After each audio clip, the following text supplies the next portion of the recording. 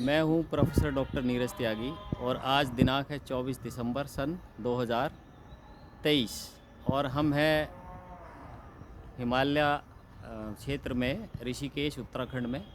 और मेरे साथ हैं आचार्य आचार्य जी जो महेश योगी जी के शिष्य रहे हैं और इन्होंने देश विदेश में योग को आगे बढ़ाया है।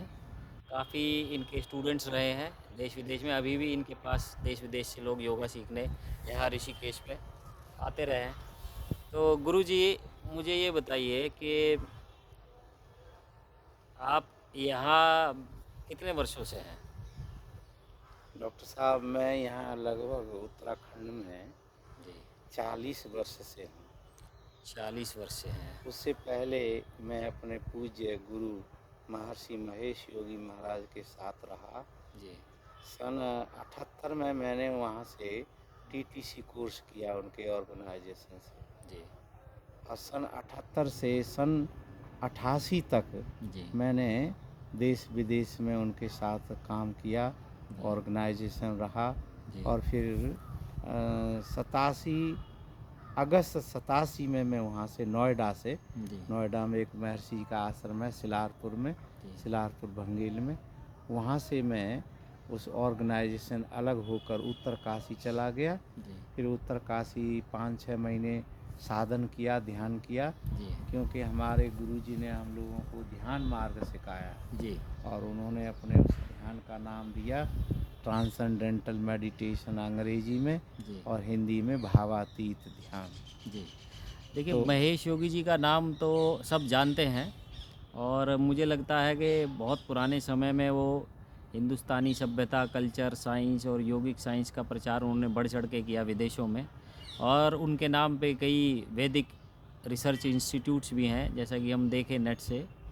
तो महेश योगी जी से जैसे आपने कहा कि आपने उनसे कुछ ट्रेनिंग ली। आज की डेट में आप जो विदेशी लोग बहुत भारतीय संस्कृति की तरफ अट्रैक्ट हो रहे हैं, उसका क्या कारण मान रहे हैं? उसका कारण यह है कि उनका जो सभ्यता और संस्कृति और पर्यावरण है, जी, वो भौतिकवादी बहुत ज़्यादा है। जी, तो भौतिकवादी की, एक तरीके से हम भौतिकवाद की अगर चरम सीमा कहें जी, तो वो यूरोप और अमेरिका में ही जी, देखी जा सकती है। जी, तो उन्होंने भोगों को भोगते भोगते भोगते अंत में ये जाना कि भाई ये भी हमें पूरी तरह से संतुष्ट और शांत नहीं कर सकते हैं। जी, फिर उन्हें भारतीय दर्शन का कुछ झलकें मिली, जी, तो फिर भारत की ओर वो आने लग गए। और फिर यहाँ का सरल जीवन, शांत जीवन, शांत प्रकृति देखकर बहुत लोगों का यहाँ मन लगने लग गया। जी, और इसी आध्यात्मिक विद्या के आकर्षण की वजह से जी। विदेशी यहाँ प्राय आते हैं। आपने किस-किस देश में, विदेश में, मतलब विदेश में किस-किस कंट्री में पढ़ाया है? देखो डॉक्टर साहब, मैंने ज़्यादातर 2 ही देशों में पढ़ाया है और जी, ज़्यादा देशों में गया नहीं मैं। जी, लेकिन मैं फ्रांस में सालों रहा, जी, फ्रांस में पढ़ाया, और चीन में 10 बार कम से कम गया हूँगा। जी, 10 वर्ष लगातार चीन में भी मैंने काम किया। जी, वहाँ बहुत सारे विद्यालयों में, स्कूलों में पढ़ाया, समझाया, बताया। और उन्हीं देशों से, लेकिन मेरे पास लगभग हर देश से आदमी आए हैं। जी, मैं 40 साल से तो ऋषिकेश में ही पढ़ा रहा हूँ। हुँ, मैंने होटलों में पढ़ाया, अपना में स्कूल बनाया, तो उसमें मुझे तो लगता है अब इतना याद नहीं है, पर सभी देशों के लगभग लोग आए। और सबसे ज़्यादा पहले इजराइल से लोग आते थे। जी, फिर जो है ना, मेरे पास चीन के लोग आने लग गए, जी, और फिर फ्रांस के लोग भी आए। जी, तो जिन 3 देशों में 2 देशों से लोग आए, वो मुझे वहाँ ले भी गए। जी, तो मैं फ्रांस में रहा जी, सालों, और जो है कम से कम 4 या 5 वर्ष लगातार फ्रांस भी गया। जी, और 10 साल तक लगभग मैं जो है ना जी, चीन में आता जाता रहा। जी, जब से ये श्री मोदी जी ने योग दिवस मनाया, जी, तब से तो मैं हर 21 जून को कई वर्ष तक लगातार जो है ना चीन में ही जाता था। तो मैं चीन में वहाँ पढ़ाता रहता हूँ। तो मैं 2 ही देशों में ज़्यादा पढ़ाया है। जी, जी। तो आचार्य बुद्धि प्रकाश जी, आप ये बताइए कि आपके अनुभव में, देखिए हम सब योग यूट्यूब से देख लेते हैं, किताबों से पढ़ लेते हैं, दुनिया पढ़ रही है, लेकिन जो अनुभव होता है, असली रिसोर्स लर्निंग का वो होता है। एक व्यक्ति ने जिसने 30 साल अनुभव किया हो योग को, वो जो हमें चीज़ देगा वो किताबें नहीं दे पाएंगी। इसलिए आप अपना अनुभव हमें बताइए, किस बीमारी में विशेषकर आपने योग का लाभ देखा? देखिए, मैंने अपनी गुरु परंपरा से ये समझा कि व्यक्ति जो है ना, दो चीज़ों से मिलके व्यक्तित्व बनता है। एक आदमी का शरीर होता है, एक व्यक्ति का मन होता है। तो मन और शरीर ये एक दूसरे से जुड़े हुए हैं। तो यदि व्यक्ति का शरीर दुखी है तो उसका मन दुखी हो जाएगा, और यदि मन प्रसन्न है तो शरीर भी प्रसन्न हो जाएगा। तो मेरे अनुभव में तो ये आया कि सभी बीमारियों का जो मूल स्रोत है वो मन का जो है दुखी होना है, मन का जो है अशुद्ध होना है। आप ये कहना चाह रहे हैं कि शरीर को मन पोषित करता है और मन को शरीर पोषित करता है। हाँ तो अगर आप शरीर की शुद्धि करेंगे तो मन आपका शुद्ध होगा, और मन की शुद्धि करेंगे तो शरीर शुद्ध होगा। जी। इसका तो निष्कर्ष ये हुआ कि जब व्यक्ति रोगी हो गया है तो मात्र मन को खुश रखने से, किसी भी क्रिया से, योग क्रिया करे या कुछ भी करे, किसी भी योग साधन से अगर वो मन को शांत कर लेता है तो उसका रोग खत्म होने के सीमा पे आ जाएगा। अवश्य, क्योंकि सांख्य शास्त्र को अगर हम पढ़ें तो सांख्य शास्त्र तत्ववादी है, जी और प्रकृति के 24 तत्व उन्होंने कहे हैं, जी और इन 24 तत्वों के मिलन से ही सारी सृष्टि खड़ी हुई है। तो हमारा जो शरीर है, अर्थात जो पदार्थमय शरीर है, दो पदार्थ जो है ना, और जो ये तो मिट्टी से बना हुआ है, तो ये मृण्मय है, और इसी में जो चैतन्यमय आत्मा है वो भी है। तो चैतन्य आत्मा से जो मृण्मय शरीर है, मिट्टी से बना शरीर है, ये शुद्ध भी हो सकता है, और उनके सहयोग से न होने की वजह से यह अशुद्ध भी हो सकता है। जी अर्थात आत्मा का प्रतीक यहाँ हम मन मान सकते हैं। जी तो मन जो है वो हमारे शरीर के शुद्धि अशुद्धि और रोगों का मुख्य कारण है। जी आधुनिक विज्ञान भी ये मानती है कि 80% बीमारियां जो हैं वो मानसिक कारण से होती हैं। अच्छा, तो गुरुजी इसका मतलब ये है, हमने जैसे सुना है कि जैसा खाओ अन्न वैसा हो मन। हाँ, देखिए, अन्न से शरीर बनता है, जी और शरीर का जो सूक्ष्म सार रूप है वो मन है। जी तो मन और शरीर दोनों एक साथ ही जुड़े हैं। क्या ये भी मान सकते हैं कि डाइट से ही शरीर शुद्धि का मार्ग या रोग निवारण का मार्ग निकलता है? क्योंकि हाँ, अगर आप अन्न अच्छा लेंगे तो मन अच्छा रहेगा, मन अच्छा रहेगा तो आपका शरीर अच्छा हो जाएगा। इसीलिए आयुर्वेद कहता है कि सबसे बड़ी जो औषधि है वो आहार है, जी और आहार यदि शुद्धि होती है तो हमारी बुद्धि सत्व जो है वो शुद्ध हो जाती है। जी अर्थात आहार से शरीर शुद्ध होता है, और शरीर शुद्ध होने से मन की शुद्धि होती है, और मन की अशुद्धि से शरीर अशुद्ध हो जाता है, और अशुद्ध शरीर जो है अभक्ष्य भोजन भी करने के लिए राजी हो अच्छा जाता है। गुरुजी, हमने एक साइंटिस्ट की रिसर्च पढ़ी थी। उन्होंने ये कहा कि मैंने ऑर्गेनिक जैविक डाइट से, जैविक जो पदार्थ होते हैं उनसे, क्लेम तो उनका ये था कि कैंसर भी ठीक किया है। पर जब मैं आपकी बातों को समझ पा रहा हूँ कि अगर शांति का द्वार मन से है और मन का द्वार अन्न से है, तो जैविक अन्न अगर होगा तो ज़्यादा प्रभावकारी होगा रोग पे।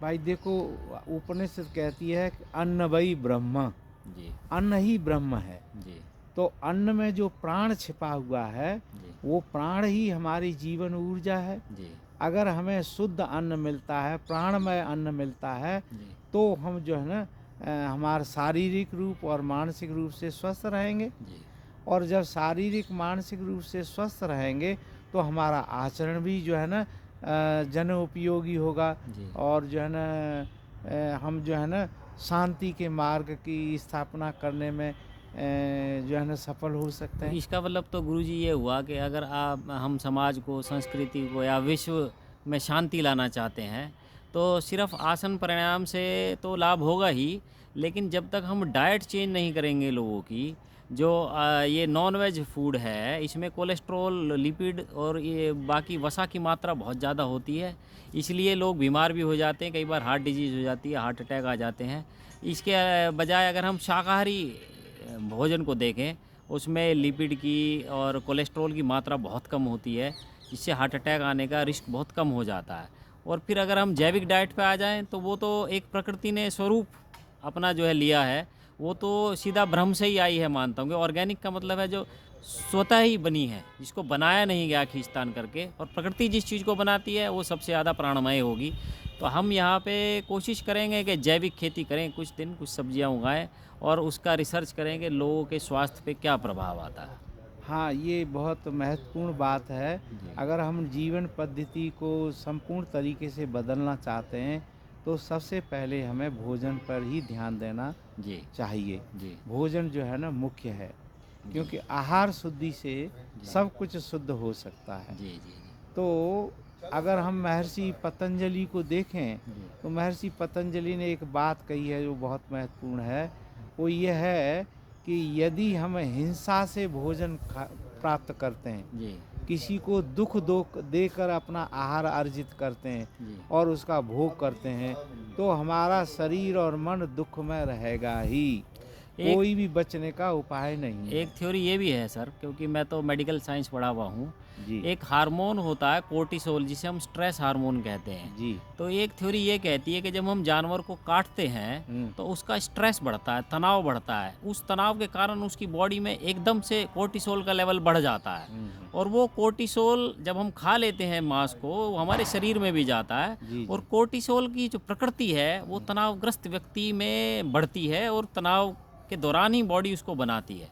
तो हाँ इसका तो मतलब हम जो है कोर्टिसोल की हाई मात्रा ले रहे हैं। और मैंने अक्सर देखा है अपनी प्रैक्टिस में भी, जो लोग मीट का सेवन ज़्यादा करते हैं, अक्सर उनमें हाई बीपी, हाई कोलेस्ट्रॉल और हार्ट अटैक की संभावना बढ़ी होती है। भाई सीधी सी बात है कि यदि आप किसी को मृत शरीर को खाओगे, जी तो आपका शरीर भी मृत जैसा ही रहेगा, जी। क्योंकि उसमें प्राण उतना है ही नहीं।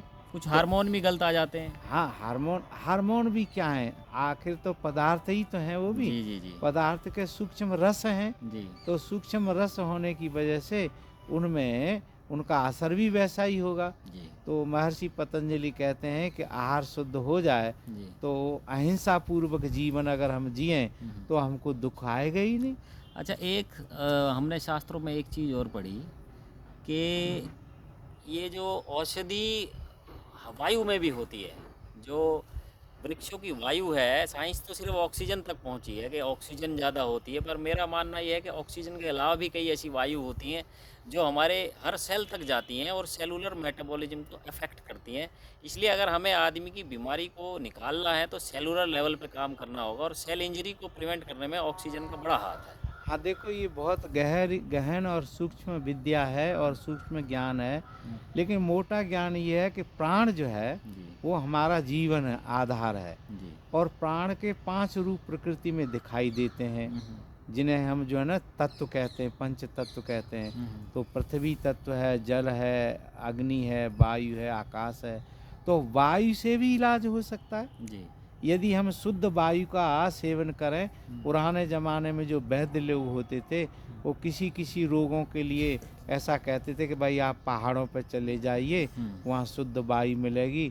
तो खास करके जो टीबी रोग है, ट्यूबरक्लोसिस, उसके लिए कहते थे कि आप वायु परिवर्तन करो, क्षेत्र परिवर्तन करो। तो गुरुजी, ये जो हमारी जो भारतीय संस्कृति है, ऋषि मुनियों के शोध से निकली है, जो मैं समझ पा रहा हूँ। ऋषि जी मुनियों ने अपने इंट्यूशन से, रिसर्च से, ऑब्जर्वेशन से एक शोध करा, जिसके बाद भारतीय संस्कृति का जन्म हुआ। जिसमें हमने कहा सूर्य देव है, क्योंकि साइंस कह रही है विटामिन डी निकलता है। हमने कहा जल में भी प्राण है, कि जल में, गंगा जल में मिनरल होता है, बैक्टीरियोफाज होता है। हमने कहा वायु में औषधि है, उसमें ऑक्सीजन होती है, मेडिसिन होती है। हमने कहा आयुर्वेद बेस्ट है, क्योंकि वो प्राकृतिक रूप से प्रकृति ने खुद बनाया है। जो प्रकृति बना देगी कोई और बना नहीं सकता। जब हम एनाटमी में पढ़ते हैं गुर्दे की संरचना, तो हम कहते हैं इंजीनियर इसको बना नहीं सकता, एक रिफाइनरी से बेटर है। हम हार्ट की संरचना देखते हैं तो कहते हैं कोई इंजीनियर हार्ट के ऐसे वाल नहीं बना सकता जैसे प्रकृति ने बनाए। तो जो भी चीज़ को प्रकृति ने बनाया है उसको आदमी बनाने में सक्षम नहीं है, जिस तरह से ऑटोमेशन की है इंजीनियरिंग। तो हमारा जितना भी ये हमारा जो भारतीय संस्कृति की चीज़ें हैं, आयुर्वेद है, योग है, सब आज साइंटिस्ट लोग रिसर्च कर कर के सत्यापित कर रहे हैं। और भारतीय संस्कृति, योग पद्धति, चिकित्सा पद्धति वर्ल्ड ओवर एक्सेप्ट की जा रही है बड़े रोरिंग वे में। और जब से नरेंद्र मोदी जी की सरकार आई है तो इंटरनेट, सोशल मीडिया ये सब बढ़ा है। आज बहुत बड़ा विश्व का एक ऐसा तबका है जो भारत आना चाहता है, क्योंकि सूर्य में भी ऊर्जा है। कई कंट्रीज़ में तो सूर्य ही नहीं है, तो बताइए वहाँ हीलिंग क्या होगी। इंडिया में लोग अगर आते हैं यहाँ सूरज की रोशनी में 6 महीने भी रहते हैं तो कई रिसर्च कहती हैं विटामिन डी का लेवल बढ़ता है, जो लाइफ फोर्स होता है, टीबी चली जाती है, उसके बाद में जॉन्डिस क्लियर हो जाता है, हड्डियों के कई रोग ख़त्म हो जाते हैं। तो हमारा जो देश है वो सूर्य ऊर्जा में भी बहुत अच्छा है। और हमारे यहाँ गंगा जल है जो बड़ा मेडिसिनल वाटर है। हमारे यहाँ बड़े बड़े योग शिक्षक हैं। तो इसका मतलब तो ये हुआ, अगर विश्व में किसी भी व्यक्ति को अगर कुछ हेल्थ के विषय में या संस्कृति के विषय में सोचना है, समझना है, शोध करना, तो उसको ऋषिकेश ज़रूर आना चाहिए। हाँ, भारत में बहुत सारी जगह ऐसी हैं जो स्वास्थ्य के लिए बहुत स्वास्थ्यवर्धक हैं, लेकिन हिमालय का जो क्षेत्र है वो हमारी ऋषि मुनियों की भूमि है और यहाँ प्रकृति अभी भी शुद्धतम रूप में है। तो ऋषिकेश भी एक सुंदर जगह है और स्वास्थ्यवर्धक है। हम तो यहाँ 30-40 साल से रह रहे हैं, तो हमारा कभी भी मन जो है यहाँ से भरता नहीं है। ऐसा नहीं लगता कि हमें ऋषिकेश छोड़ के कहीं दूसरी जगह जाना चाहिए, वहाँ अच्छा है। ये ऋषिकेश हमें नित्य जो है नया नया दिखाई देता है। तो मैं तो यहाँ से कभी जो है कहीं भी जीवन में कभी कहीं बाहर जाने की सोचता नहीं, मुझे यहीं अच्छा लगता है, क्योंकि हिमालय का जो क्षेत्र है वो बहुत शुद्ध और पवित्र है। यहाँ अभी प्रदूषण नहीं है और प्रकृति बिल्कुल अपने शुद्ध रूप में है। तो ये आपका अच्छा विचार है कि लोग यहाँ आएँ, रहें और कुछ दिन वायु का, जल का सेवन करें, क्योंकि यहाँ पांचों तत्व अभी भी शुद्ध रूप में मिलते हैं। तो आचार्य जी, आपसे बात करके हमारा बहुत ज्ञानवर्धन हुआ और हमें लगता है ज्ञान ही प्रकाश है। आपको कोई भी समस्या है जीवन में, आप किसी ज्ञानी महापुरुष का सत्संग करिए और वो प्रॉब्लम चली जाएगी। हाँ डॉक्टर साहब, धन्यवाद आपका भी कि आप आए और आपने आपने हमसे इतनी वार्तालाप अपना बहुमूल्य अनुभव जीवन का हम लोगों से शेयर किया, जिससे हमारे YouTube चैनल के माध्यम से ही कई लोग अपनी कई बीमारियों के बारे में एक अपना जो है क्या उसको निवारण करने की प्रणाली होनी चाहिए वो निकाल लेंगे। और मैं बहुत बहुत धन्यवाद आपका देता हूँ कि आपने जय हमें सुना। गुरुदेव, जय धन्यवाद। गुरुदेव, जय गुरुदेव।